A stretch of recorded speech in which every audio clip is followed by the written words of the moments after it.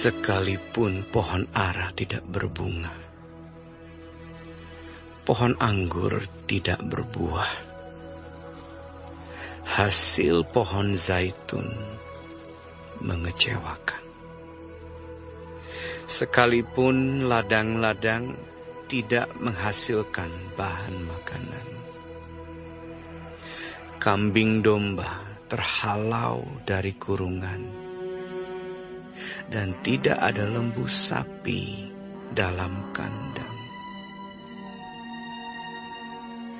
Namun aku akan bersorak-sorak di dalam Tuhan, beria-ria di dalam Allah yang menyelamatkan aku. Allah Tuhanku, itu kekuatanku. Ia membuat kakiku seperti kaki rusa. Ia membiarkan aku berjejak di bukit-bukitku.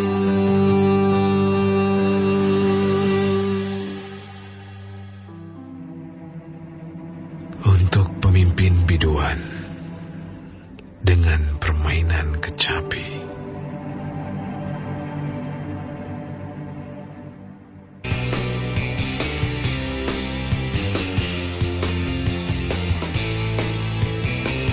Selamat pagi adik-adikku Mas Muda TMCC. Sekarang kita sudah pelajaran 9. Berdoa. Selamat pagi Tuhan Yesus. Terima kasih kalau kami boleh kembali datang menyembah Tuhan. Kami boleh datang belajar tentang firman Tuhan. Ajari kami, tolong kami, supaya kami dapat mengerti akan kehendak Tuhan. Ampuni kami, sucikan kami. Kami mau membuka hati dan pikiran kami, telinga kami untuk mendengar suara-Mu ya Bapa di surga. Terima kasih Tuhan Yesus. Hanya kepadamu kami berdoa dan berserah. Amin. Judulnya kali ini pelajaran 9, tetap memuji Tuhan dalam segala kondisi. Sekarang keadaan adik-adik sehat ya, tentunya ya. Walaupun ada yang kurang enak badan, mesti tetap bisa memuji Tuhan. Karena di pelajaran ini tetap memuji Tuhan dalam segala kondisi. Seperti di Habakuk 3 ayat 17 sampai 19. Sekarang keadaan adik-adik yang kelas 9 akan menghadapi ujian ya, mungkin lagi stres. Tapi ingat akan firman Tuhan seperti Habakuk ini, dalam segala kondisi kita tetap memuji Tuhan. Kita tetap bersyukur. Kita akan belajar tentang Habakuk yang akan disampaikan oleh Pastor Alex.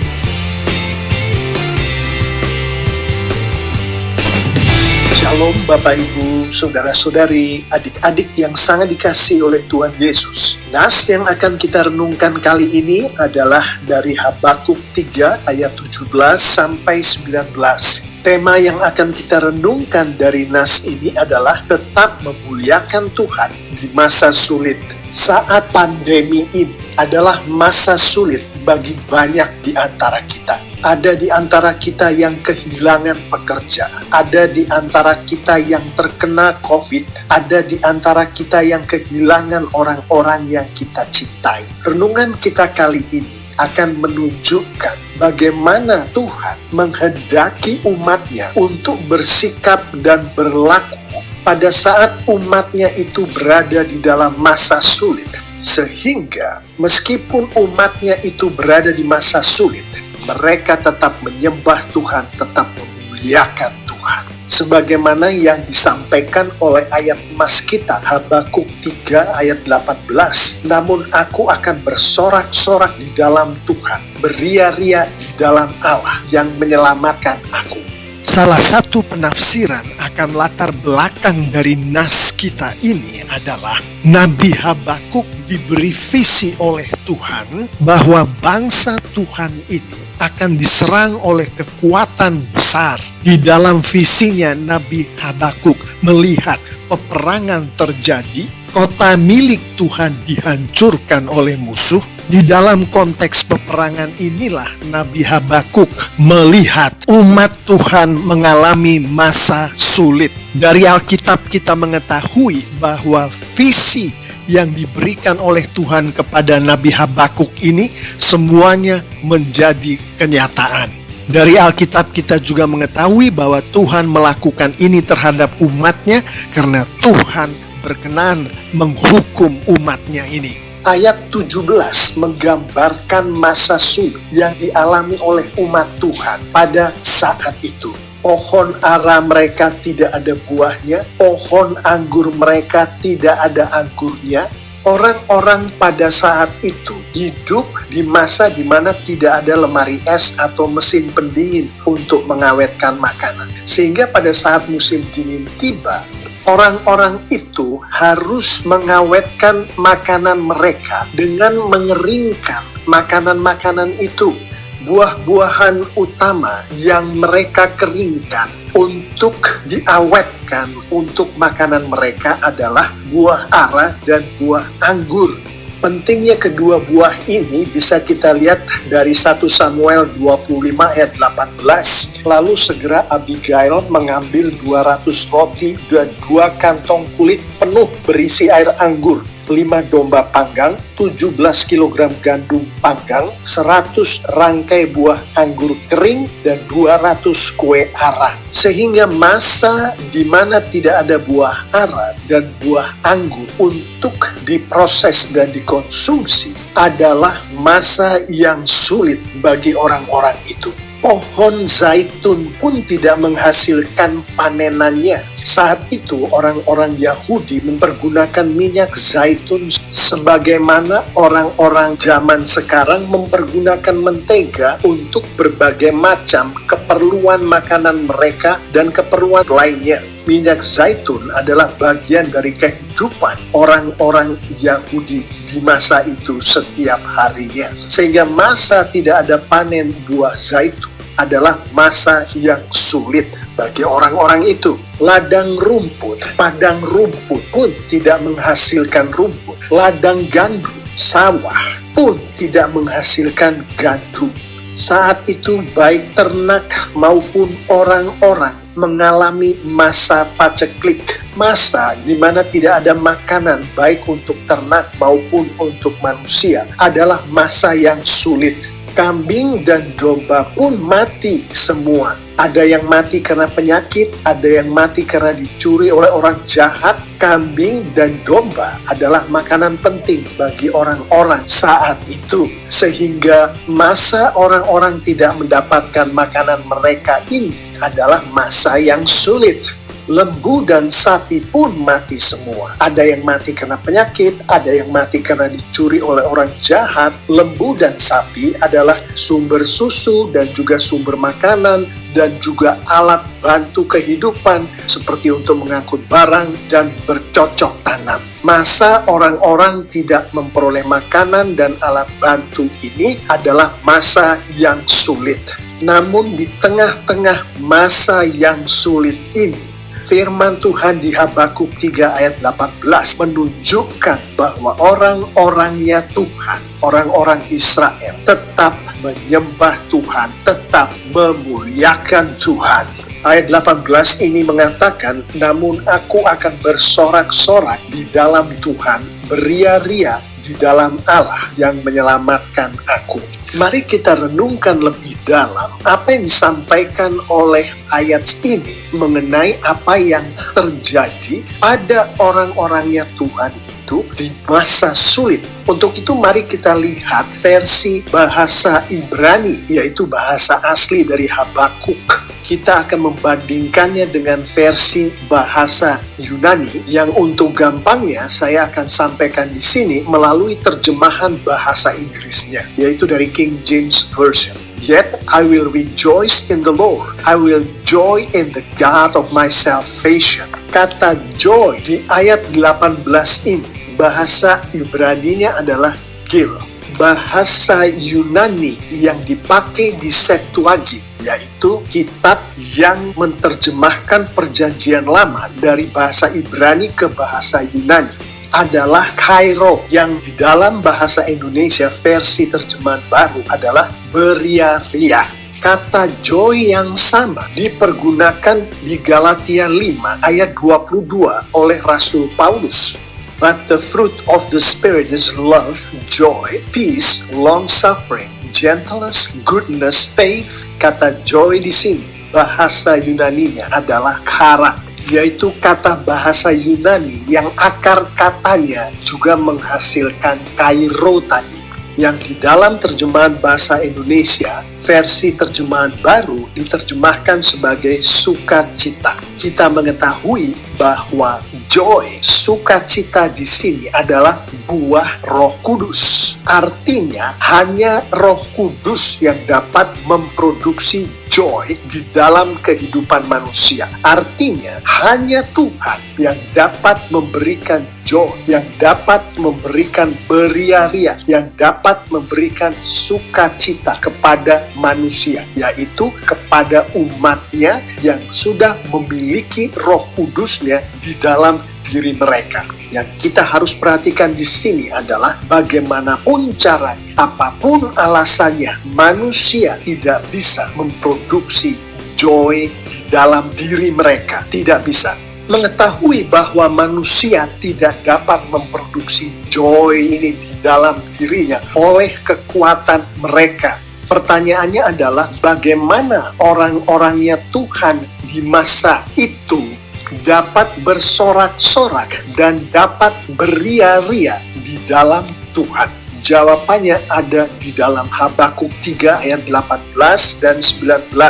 Namun aku akan bersorak-sorak di dalam Tuhan, beria-ria di dalam Allah yang menyelamatkan aku. Allah Tuhanku itu kekuatanku. Ia membuat kakiku seperti kaki rusa. Ia membiarkan aku berjejak di bukit-bukitku, menunjukkan kepada kita dengan jelas bahwa orang-orangnya Tuhan pada saat itu, yaitu bangsa Israel, percaya bahwa Tuhan adalah penyelamat mereka. Mereka percaya bahwa Tuhan adalah sumber kekuatan mereka. Dengan kata lain, orang-orang itu percaya kepada Tuhan Allah Bapa di surga yang adalah Tuhan mereka. Dan Tuhan inilah juga yang adalah Tuhan saya dan Tuhan Anda dan Tuhan kita semua yang percaya pada Tuhan Yesus. Orang-orangnya Tuhan ini, mereka takut akan Tuhan dan mereka taat pada firman Tuhan. Dari kedua ayat ini secara tersirat firman Tuhan mengatakan kepada kita semua bahwa yang dapat bersorak-sorak, yang dapat beria-ria hanyalah mereka yang percaya bahwa Tuhan adalah penyelamat, percaya bahwa Tuhan adalah sumber kekuatan, percaya kepada Tuhan Allah Bapa di surga sebagai Tuhan mereka. Bagaimana mereka dapat bersorak-sorak dan beria-ria? Karena Roh Kudus Tuhan yang ada di dalam diri orang-orang yang percaya kepada Tuhan, percaya kepada Tuhan Yesus, akan memproduksi joy ini, akan memproduksi sukacita ini di dalam diri orang-orang percaya. Saya mengimani ini adalah saya mengimani ini adalah Anda, saya mengimani ini adalah kita semua anak-anak Tuhan, pengikut Tuhan Yesus. Dengan demikian, Bapak, Ibu, Saudara-saudari, adik-adik yang sangat dikasihi oleh Tuhan Yesus, meskipun di masa pohon ara tidak ada buahnya,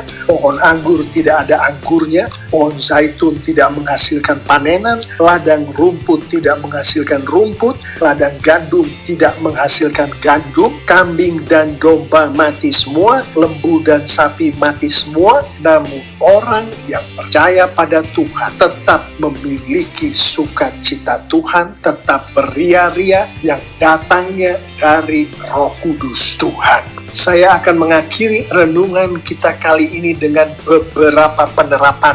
Mungkin saat ini kita atau Anda sedang mengalami masa sulit, sedang dipecat dari tempat kerja, sedang terkena COVID, atau bahkan sedang kehilangan orang yang Anda cintai akibat dari COVID. Sebagaimana kita renungkan bersama tadi, renungan kita kali ini menunjukkan bagaimana Anda dapat tetap memuliakan Tuhan meskipun kita berada di dalam masa yang paling sulit sekalipun di dalam kehidupan kita. Yaitu dengan hanya percaya pada Tuhan, selalu takut akan Tuhan, dan dengan setia patuh pada firman Tuhan. Pertanyaannya adalah, apakah Anda percaya pada Tuhan yang sedang kita bicarakan ini, yaitu Tuhannya Abraham, Ishak, dan Yakub, yaitu Tuhan kita semua, sebagaimana yang ada di firman Tuhan di Alkitab.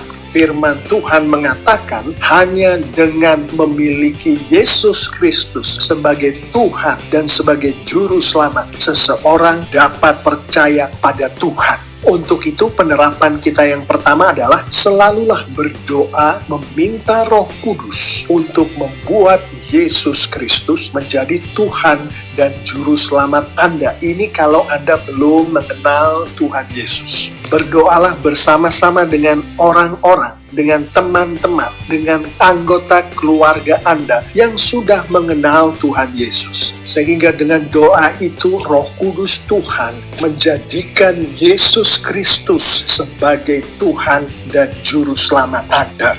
Bagi kita, Anda yang sudah mengenal Tuhan Yesus, pertanyaannya adalah, apakah Tuhan Yesus Kristus sungguh-sungguh satu-satunya Tuhan dalam kehidupan Anda? Dengan kata lain, apakah kita sungguh-sungguh sudah lahir baru? Karakteristik dari orang-orang yang sungguh-sungguh sudah lahir baru adalah orang-orang termaksud takut akan Tuhan dan patuh pada firman Tuhan. Dari Alkitab kita mengetahui, baik secara tersurat maupun tersirat, hanya mereka yang takut akan Tuhan dan taat pada firman Tuhanlah yang sungguh-sungguh menghidupi imannya sebagai iman yang hidup. Dengan demikian, penerapan kedua adalah selalulah berdoa meminta Roh Kudus membuat Tuhan Yesus Kristus menjadi satu-satunya Tuhan dalam kehidupan Anda. Meminta Roh Kudus Tuhan membuat Anda takut akan Tuhan dan membuat Anda taat pada firman Tuhan. Pertanyaan terakhir di dalam renungan kita kali ini adalah, apakah Anda sungguh-sungguh taat pada firman Tuhan? Alkitab menunjukkan secara tersurat dan tersirat bahwa hanya mereka yang menghidupi firman Tuhan dengan sungguh-sungguh memiliki Roh Kudus yang berkarya, yang memproduksi buah-buah Roh Kudus di dalam diri mereka. Benar, saat mereka percaya dan menerima Tuhan Yesus sebagai Tuhan dan Juru Selamat, Roh Kudus masuk ke dalam diri mereka. Namun pada saat mereka menghidupi firman Tuhanlah Roh Kudus yang ada di dalam diri mereka berkarya memproduksi buah-buah Roh Kudus. Dengan demikian, penerapan terakhir adalah berdoalah selalu meminta Roh Kudus Tuhan untuk memampukan Anda untuk membaca dan mengerti firman Tuhan secara konsisten setiap hari, dan untuk Anda melakukan firman Tuhan itu dengan kekuatan Roh Kudus setiap saat dalam kehidupan Anda. Jadi beberapa penerapan untuk renungan kita kali ini adalah berdoalah meminta Roh Kudus membuat Yesus Kristus menjadi Tuhan dan Juru Selamat Anda. Berdoalah meminta Roh Kudus Tuhan membuat Yesus Kristus menjadi satu-satunya Tuhan dalam hidup Anda. Mintalah kepada Roh Kudus Tuhan untuk membuat Anda takut akan Tuhan dan Anda taat pada firman Tuhan. Dan berdoalah meminta Roh Kudus Tuhan memampukan Anda untuk membaca dan mengerti firman Tuhan secara konsisten setiap hari. Dan mintalah untuk Anda dapat melakukan firman Tuhan setiap saat dalam kehidupan Anda. Maka dengan demikian Anda akan dimampukan oleh Roh Kudus Tuhan untuk tetap memuliakan Tuhan Yesus di masa sulit yang semacam apapun. Bapak, Ibu, Saudara-saudari yang sangat dikasihi oleh Tuhan Yesus, saya mengimani jika kita semua anak-anak Tuhan, pengikut-pengikut Tuhan Yesus, melakukan firman Tuhan lengkap dengan penerapan-penerapannya yang baru saja kita renungkan, Tuhan kita akan dipermuliakan dengan luar biasa. Dan Alkitab menunjukkan dengan jelas, baik secara tersurat maupun tersirat, anak-anak Tuhan yang memuliakan Tuhan akan diberkati oleh Tuhan dengan luar biasa pula. Amin.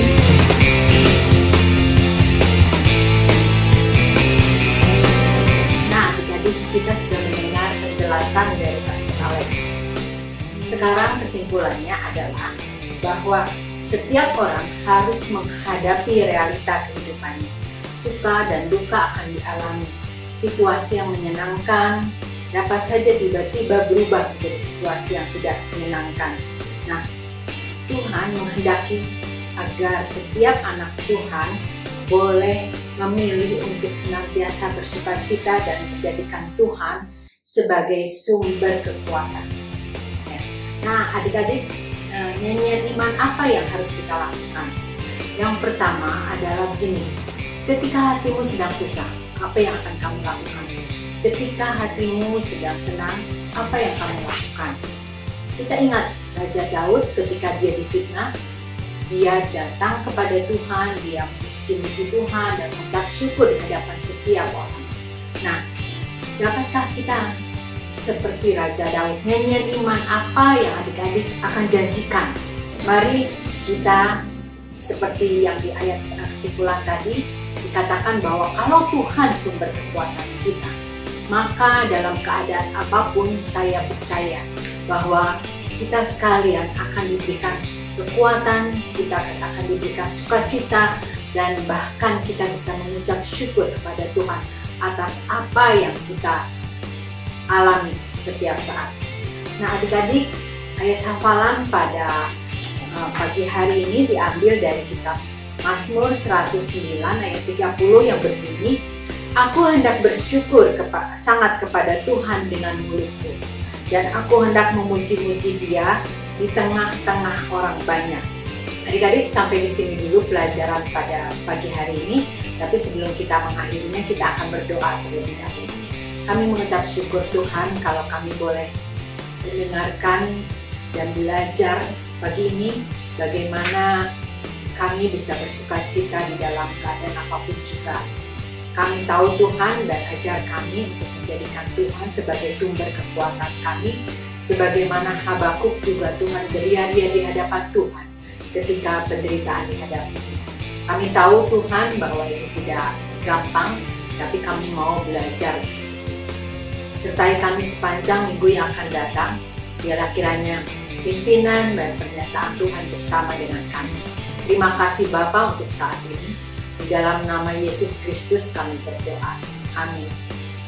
Adik-adik, sampai minggu depan, selamat beraktivitas. Dan satu lagi, jangan lupa adik-adik memberikan persembahan dengan setia, silakan transfer ke rekening ini.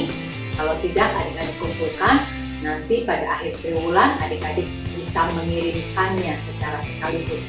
Oke adik-adik, selamat pagi. Sampai jumpa.